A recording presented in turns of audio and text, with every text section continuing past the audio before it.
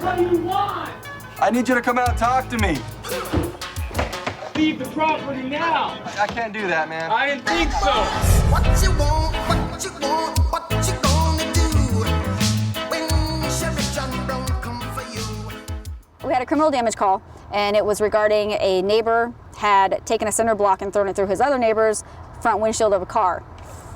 We get there, and another officer had gotten there right before us.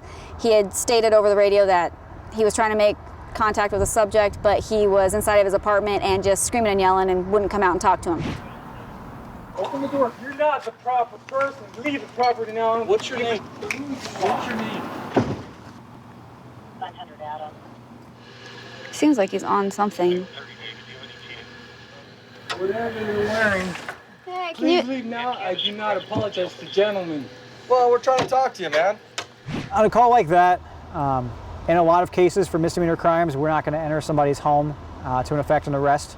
He didn't want us in there, that part was clear, but based on his actions, he's running around, he's slamming windows. At one point, he got completely naked, running around inside the house. He was screaming things that didn't make sense. At that point, it's a serious public safety risk. If we were just to stop, turn around, walk away, and say, hey, it's only a misdemeanor crime, we're not going to do anything about this, we leave that window open for him to come back out of that place. There was drugs and drug paraphernalia everywhere. I think we got a total of 23 syringes, 2 of which were loaded. Most likely it's going to be meth or heroin. I believe, based on looking at it, it's probably heroin. A lot of drug paraphernalia, spoons. There was a whole bin. There was actually the lunchbox that had his name on it. That was pretty funny. It has nothing but illegal things in it. Talking with several of those neighbors, they all said he had completely erratic behavior all day, and that finally turned violent toward the end there. And they weren't very familiar with him. They didn't know his name, anything like that.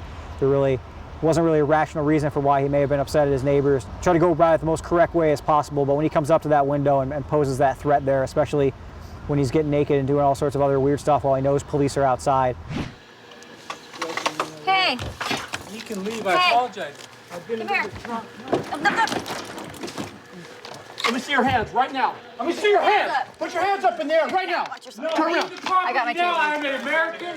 Taser, taser, Taser! Ow! Down. Go. That's the first time I've gotten to use my taser on somebody. I always give her a lot of crap. The first 6 months or so that I was on, I had probably 6 or 7, and she had never deployed once, but it was really the perfect opportunity at that point when he knows we're going to try to break that threshold of his home to effect the arrest, and when he backs up or otherwise fights, that's going to be our riskiest time for him, going for a weapon, barricading himself in further. By her deploying the taser, she put an immediate stop to that, and that gave us the time frame we needed to be able to safely enter that window while still making sure that he wasn't going to be able to fight back.